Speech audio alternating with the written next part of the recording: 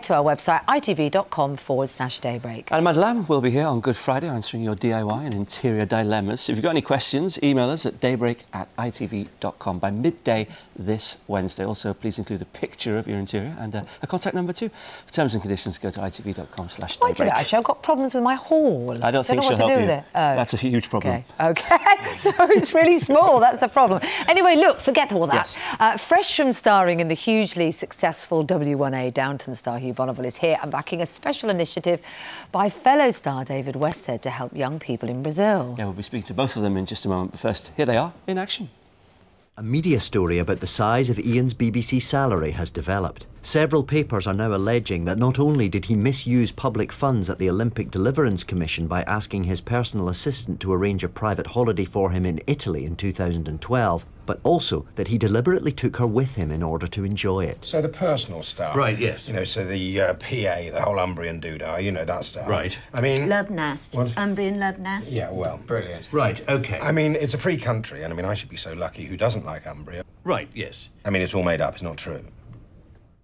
Well, we are joined by Hugh Bonneville. I can't stop laughing. And David Westhead. You see, of course, we love this. Good morning, by the way. Good morning. Because it's our lives, because we work in television. We all think we work with the people. It's real, folks.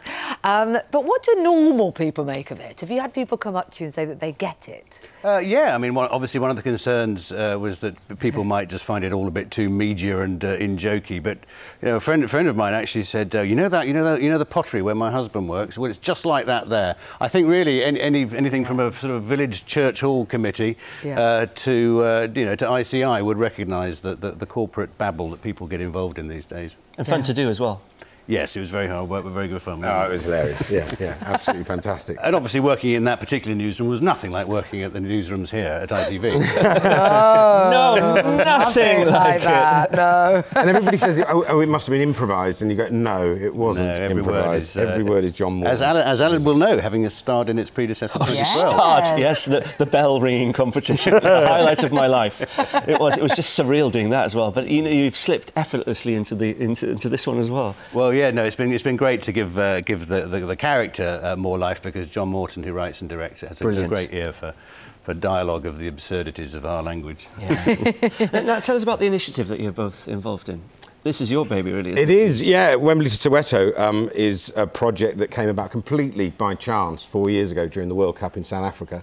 I happened to be making a film down there with Kweku Mandela, who is one of Nelson Mandela's grandsons. Yeah. And we came up with the idea that we could train some kids in the townships around Johannesburg to take photographs within their communities of what the World Cup meant to, you know, places that people don't normally go. Brilliant idea. We found a photographer, John Cole, brilliant American photographer. He came down and taught 8 kids over the course of the World Cup. And some of the photos they took were absolutely fantastic. It was supposed to be a one-off project, ended up coming back, exhibiting the photographs, going all over the UK, training kids in the UK. And now we're trying to go to Brazil, to the favelas for the World Cup this time round. And what is training, what does it give the kids? Because you sort of think, I could imagine my dad was thinking, training in photography? It's not going to help them if they're underprivileged kids, trying to be photographers. But it's more than that, isn't it? It absolutely is, Kate. I mean, the thing is that, you know, when we first went into it, we didn't know what we were going in for. So we thought, well, if, you know, somebody can get a gig as a wedding photographer or get, you know, passport photography or whatever, anything that makes somebody a living. Yes, yeah. And we were saying the basic idea would be feed your family with a camera. But it turns out they learn life skills, they learn to work as a team, they learn confidence.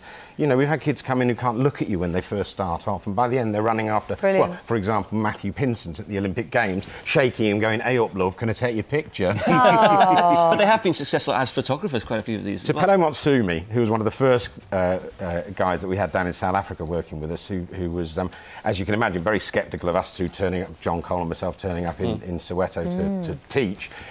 He has gone on to become a staff photographer at the Johannesburg Sunday Times, which is a bit like Hugh and I going to the moon. You know, so but all done on the basis of their own talent. It's got nothing to do with anything but the fact that they take really good shots. Once they master the machinery, which takes a few days, you know, their eye is so spot on. And what I think is brilliant about the current initiative that Dave's taking it forward to Brazil this year is that some of the young people who've learnt their skills over the last couple of years here are going to go over to Brazil, to the favelas, and do exactly the same thing. So it's sort of paying it forward all the time. And in the meantime, you're filming Downton and you're going to tell us all the plot lines now. Yeah, well, we're shooting the spaceship episode at the moment. Oh! All right, we'll just have to watch it. One day I will get a storyline out of you. One day.